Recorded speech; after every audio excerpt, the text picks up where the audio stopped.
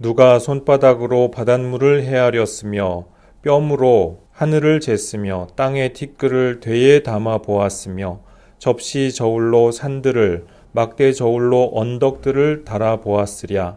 누가 여호와의 영을 지도하였으며 그의 모사가 되어 그를 가르쳤으랴. 그가 누구와 더불어 의논하셨으며 누가 그를 교훈하셨으며 그에게 정의의 길로 가르쳤으며 지식을 가르쳤으며 통달의 도를 보여주었느냐. 보라, 그에게는 열방이 통의 한 방울 물과 같고 저울의 작은 티끌 같으며 섬들은 떠오르는 먼지 같으리니 레바논은 땔감에도 부족하겠고 그 짐승들은 번제에도 부족할 것이라. 그의 앞에는 모든 열방이 아무것도 아니라 그는 그들이 없는 것 같이 빈 것 같이 여기시느니라. 그런즉 너희가 하나님을 누구와 같다 하겠으며 무슨 형상을 그에게 비기겠느냐. 우상은 장인이 부어 만들었고 장색이 금으로 입혔고 또 은사슬을 만든 것이니라. 궁핍한 자는 거제를 드릴 때에 썩지 아니하는 나무를 택하고 지혜로운 장인을 구하여 우상을 만들어 흔들리지 아니하도록 세우느니라. 너희가 알지 못하였느냐? 너희가 듣지 못하였느냐? 태초부터 너희에게 전하지 아니하였느냐? 땅의 기초가 창조될 때부터 너희가 깨닫지 못하였느냐? 그는 땅 위 궁창에 앉으시나니 땅에 사는 사람들은 메뚜기 같으니라. 그가 하늘을 차일같이 펴셨으며 거주할 천막같이 치셨고 귀인들을 패하시며 세상의 사사들을 헛되게 하시나니 그들은 겨우 심기고 겨우 뿌려졌으며 그 줄기가 겨우 땅에 뿌리를 박자 곧 하나님이 입김을 부시니 그들은 말라 회오리 바람에 불려가는 촉에 같도다. 거룩하신 이가 이르시되 그런즉 너희가 나를 누구에게 비교하여 나를 그와 동등하게 하겠느냐 하시니라. 너희는 눈을 높이 들어 누가 이 모든 것을 창조하였나 보라. 주께서는 수요대로 만상을 이끌어내시고 그들의 모든 이름을 부르시나니 그의 권세가 크고 그의 능력이 강함으로 하나도 빠짐이 없느니라. 야곱아, 어찌하여 네가 말하며 이스라엘아 네가 이르기를 내 길은 여호와께 숨겨졌으며 내 송사는 내 하나님에게서 벗어난다 하느냐. 너는 알지 못하였느냐? 듣지 못하였느냐? 영원하신 하나님 여호와 땅끝까지 창조하신 이는 피곤하지 않으시며 곤비하지 않으시며 명철이 한이 없으시며 피곤한 자에게는 능력을 주시며 무능한 자에게는 힘을 더하시나니 소년이라도 피곤하며 곤비하며 장정이라도 넘어지며 쓰러지되 오직 여호와를 앙망하는 자는 새 힘을 얻으리니 독수리가 날개치며 올라감 같을 것이요 다른 박질하여도 곤비하지 아니하겠고 걸어가도 피곤하지 아니하리로다. 아멘. 오늘 본문 말씀 이사야서 40장 후반부 말씀에서 첫 번째로 예언자가 우리에게 말씀하여 주시는 바는 하나님께서는 사람의 상상력과 사고력을 초월하는 분이다 라는 것입니다. 바벨로니아로 끌려간 유대인들이 눈앞에 당대 최고의 강대국이었던 이 바벨로니아에 발달된 문물과 압도적인 군사력과 이 모든 것들을 보고서 커다란 문화 충격을 받게 되지요. 그 압도적인 문물 앞에서 이 유대인들이 생각이 여러 가지로 많았을 것입니다. 정말 대단하게 하고 사는구나 이런 생각이 들었을 거고요. 또 대단한 부다, 이 부요함이 대단하구나, 이 사람들은 어떻게 이런 복을 받았을까, 뭐 이런 생각도 들었을 것이고요. 무엇보다 이 바벨론 사람들이 섬기고 있는 신들이 이 참신인 것은 아닐까, 이 바벨로니아의 신들하고 야훼 하나님이 싸워서 바벨로니아의 신들이 이긴 것은 아닐까, 이제 이런 생각을 할 수밖에 없었던 것이죠.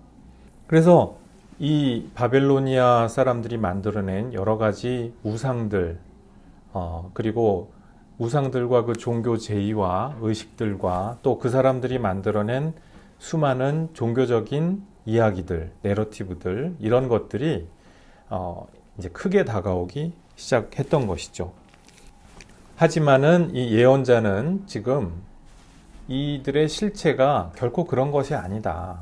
신들이 자기의 진정성, 자기들이 진짜라고 하는 것을 신들이 입증한 것이 아니고 그 국력이 아무리 강하다고 할지라도 그 국력의 강함은 그들의 헤세드, 인간적인 어떤 선함과 그리고 주목할 만한 매력들, 이런 것들은 결국은 들의 꽃처럼 사멸할 것들에 지나지 않는다. 이런 이야기를 이 전반부에서 했었는데요. 이 후반부에서 이제 거기에 대해서 이들의 실체가 결국은 인간의 상상력과 사고력의 범위 안에 있는 것들이다. 인간이 눈앞에 볼 때 그것이 아무리 압도적일지라도 그것은 하나님께서 보시기에는 티끌과 같은 것이고 먼지와도 같다라고 하는 것을 말씀하고 있습니다. 또 이들이 빚어낸 여러 가지 공교한 그 이미지들, 신상들, 이런 것들이 그것이 아무리 대단한 환상과 그리고 환타지를 만들어낸다고 할지라도 그것이 인간의 상상력과 사고력 그 넘어서 있는 것은 아니라고 하는 그 말씀을 지금 다시금 하여주고 있습니다. 그러니까 사람들이 우리 눈앞에 있는 것에 상상력이 제한되어 있다 보니까 그것을 더욱더 넘어서 생각해 보도록 지금 계속 촉구하고 있다는 말씀이죠. 누가 손바닥으로 바닷물을 헤아렸느냐.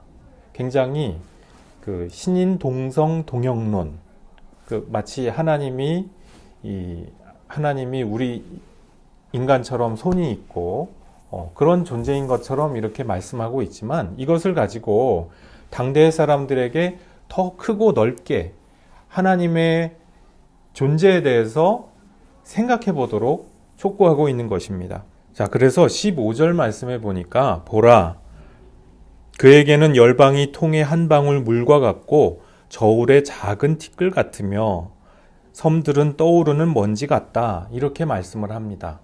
저울의 작은 티끌이 어떤 것이냐 하면은요, 이 저울에 이 평형, 그 균형을 맞추어서 그것을 가지고 무게를 재지 않습니까? 그런데 이 작은 티끌이 너무나도 작아서 이 균형을 전혀 영향을 미치지 못하는 그러한 것, 바로 이 작은 티끌이 그것을 가리키는 것입니다. 그래서 이 땅의 모든 영화와 대단해 보이는 군사력과 권력과 그 모든 것들이 굉장해 보이지만 여호와 하나님께서 보시기에는 이 세상의 질서와 그리고 평형 상태, 균형을 이루는 데 있어서 하등에 문제가 없는, 그렇게 중요하지 않은 아주 작은 것에 불과하다는 것입니다. 그래서 우리가 우리 눈앞에 있는 것을 보면서 굉장히 압도가 되기가 쉬운데 오늘 예언자를 통하여서 하나님께서 말씀하여 주시는 바는 그럴 필요 없다는 것입니다. 이게 사실은 쉽지는 않습니다. 우리가 눈앞에서 너무나도 세상의 모든 문물이 압도적이잖아요. 또 가시적으로 우리 앞에 다가오는 세상 권력이나 부귀 영화가 너무나 압도적이잖아요. 그런데 예언자를 통하여서 우리에게 말씀하여 주시는 바는 이게 다가 아니라는 것이죠. 눈앞에 있는 것이 전부 다가 아니다. 17절 말씀에 이렇게 기록합니다. 그의 앞에는 모든 열방이 아무것도 아니라 그는 그들을 없는 것 같이 빈 것 같이 여기시느니라. 여기서 없는 것, 에페스라고 히브리어로 기록이 되어 있는데요. 이 에페스는 어떤 것이냐면요, 존재하기를 그치는 그 끝을 이야기합니다. 예를 들어서 땅 끝 하면은 땅이 존재하기를 그치는 어떤 차원 있다는 것이죠. 존재하기를 그치는 어떤 차원 같은 것이 있다. 이제 그 고대 히브리인들의 생각에 그런 생각이 있었다는 거예요. 존재하기를 그치는 것. 근데 사실 우리도 우리 인생에 끝이 있지 않습니까? 존재하기를 그치는 때가 있죠. 이 세상 모든 만물에 존재의 끝이 있습니다. 그 끝을 지금 말씀하고 있다는 것입니다. 그래서 이 예언자가 우리에게 말씀하여 주는 이 두 번째 말씀은요, 만물의 끝이 있다는 것입니다. 하나님께서 이 모든 끝까지도 다 보고 계시다는 것입니다. 다 알고 계시다는 것이죠. 이 땅의 권력자들과 부자들과 그들의 가지고 있는 것들이 장구할 것 같고 영원할 것 같아도 그렇지 않다는 것입니다. 하나님께서는 그 모든 끝을 다 지켜보고 계시는 분이다. 이것을 지금 오늘 본문 말씀에서 말씀하고 있습니다. 17절 말씀에 없는 것 같이 빈 것 같이 여기시느니라.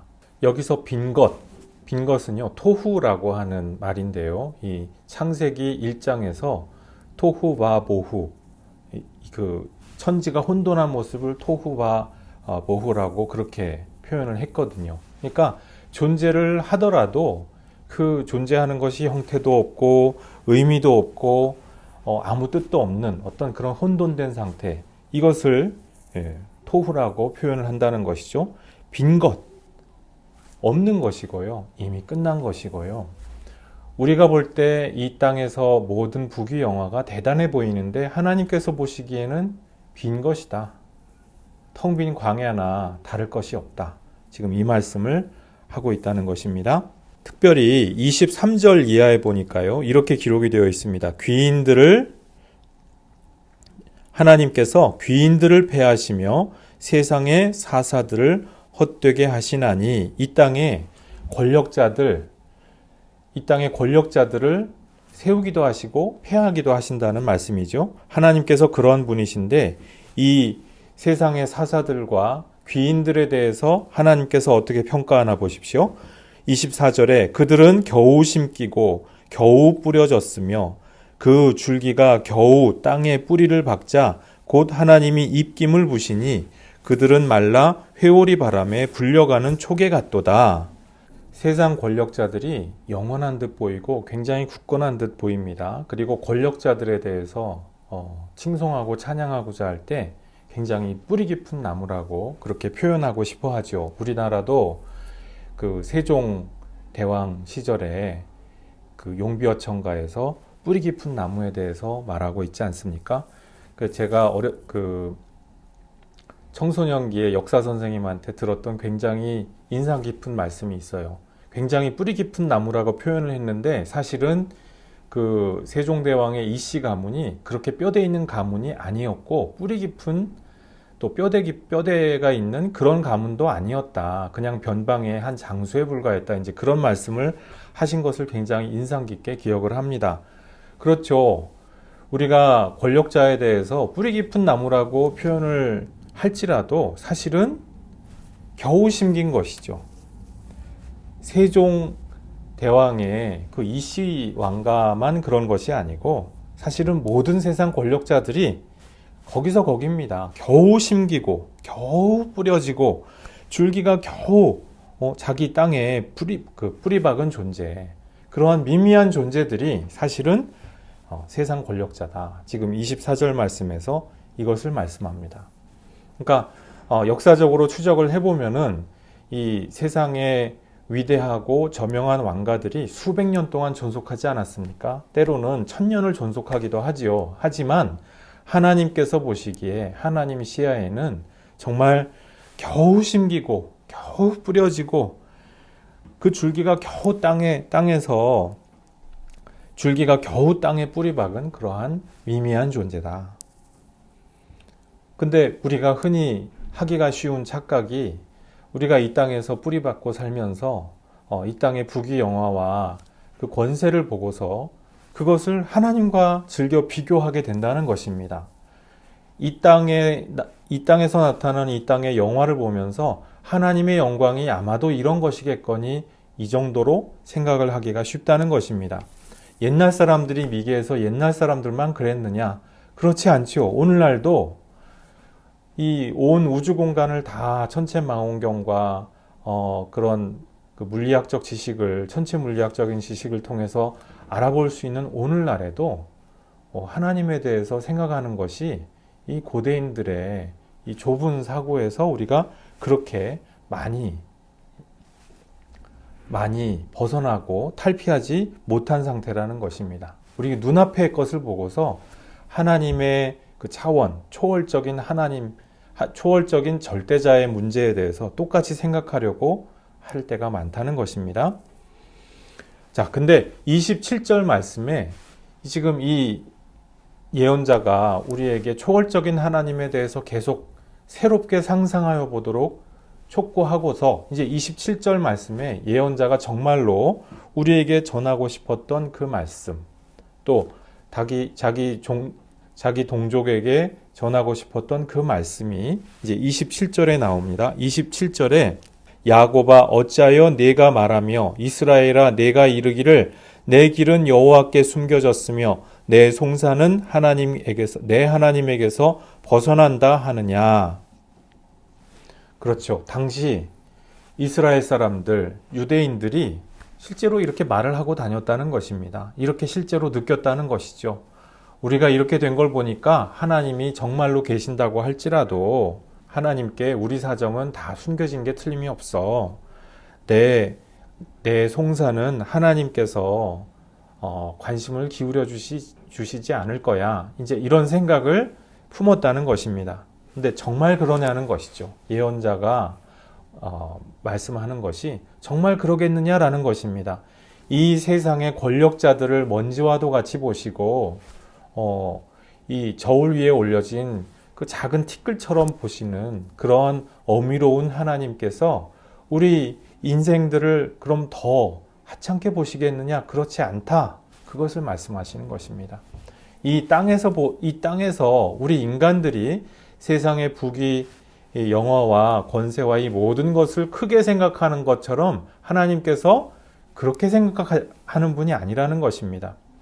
하나님의 판단 기준, 하나님의 시야는 우리 인간들의 판단 기준과 시야와는 완전히 다르다는 것이에요. 우리가 볼 때 대단해 보이는 것이 하나님께는 결코 대단하지 않고요. 우리에게 볼 때 굉장히 미미한 권세도 없고 힘도 없고 아무것도 아닌 것 같은 그러한 처지에 있는 사람들을 하나님께서는 귀하게 한 사람 한 사람 바라보아 주신다. 지금 이 말씀을 하고 있습니다. 그래서 하나님 백성이 이 세상에서 당장 세상의 인기나 어떤 화려한 명성이나 인정이 없다고 해서 소외된 것 같고 뒤처진 것 같고 희망이 없는 것 같이 느껴진다고 할지라도 절망할 수 없다는 것입니다. 왜 그렇습니까? 하나님께서 당장 우리 눈앞에 안 보이시는 것 같아도 하나님 말씀이 우리에게 영원한 차원에 대해서 우리에게 약속하여 주신다는 것이죠.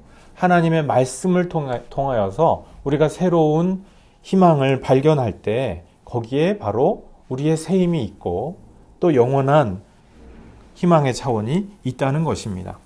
우리가 작은 사람인 것 같고 보잘것없을지라도 그것이 끝이 아니라는 것입니다. 우리 부자와 나사로 이야기 아시지 않습니까? 이 세상에서 모든 부귀영화를 다 누리는 것 같았던 세상의 귀인 부자가 하나님께는 그렇게 대단한 사람이 아니었어요. 근데 일개 거린에 지나지 않았던 이 나사로는 어떻습니까? 하나님께서 그 이름을 기억하여 주시고 평생에 소위 말해서 비빌 언덕이 없는 그러한 딱한 사람 아니었습니까? 그런데 이 나사로에게 있어서 가장 큰 위대한 선조 할아버지 아브라함의 품에 안기게 하시고 이런 기쁨을 주시지 않았습니까?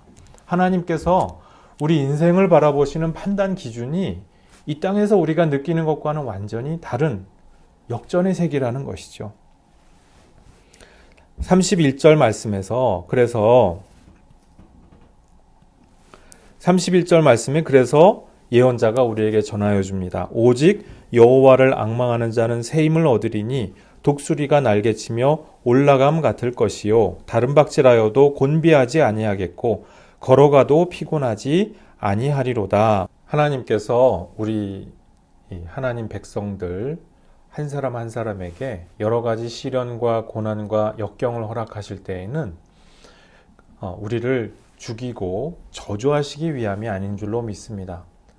모든 역경과 고난을 통하여서 우리를 새롭게 환골탈태하고 새로운 존재를 힘입을 수 있도록 하기 위한 하나님의 시험의 기간인 줄로 믿습니다.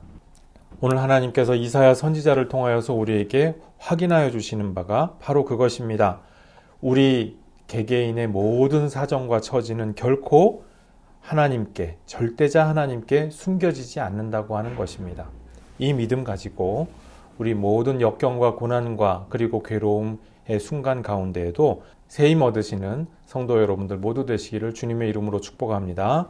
기도하시겠습니다. 하나님 아버지, 하나님께서 인간의 상상과 사고를 초월하시는 분임을 오늘 말씀을 통하여서 들었습니다.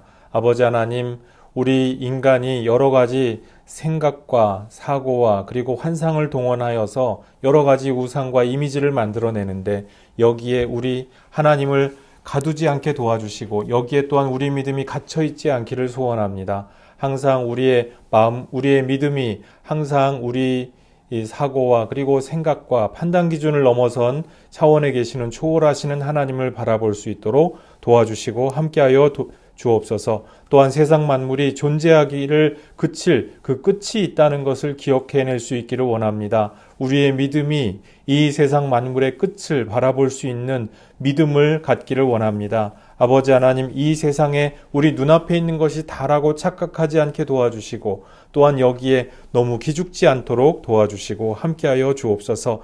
모든 세상 부귀 영화와 권세 앞에서 우리의 믿음이 무뎌지고 또한 꺾이지 않게 도와주시옵소서. 하나님을 바라보는 믿음으로 말미암아 새 힘을 얻을 수 있게 도와주옵소서. 우리의 사정이 결코 하나님께 숨겨진 바 되지 아니함을 믿습니다. 하나님께서 우리에게 허락하여 주시는 모든 역경과 고난이 우리가 저주받기 위함이 아니요 또한 죽기 위함이 아니라 하나님께서 우리에게 새로운 생명과 새로운 차원을 주시기 위함임을 믿습니다. 아버지 하나님, 여호와를 앙망함으로 말미암아 여호와를 항상 우러러봄으로 말미암아 영원하신 절대자 하나님으로부터 새 힘을 얻어서 영원의 문턱에 다다르는 주님의 귀한 백성들 삼아 주옵시고 우리의 모든 생애 가운데 주님께서 동행하여 주옵소서. 감사드리옵고 예수님 이름으로 기도드리옵나이다. 아멘.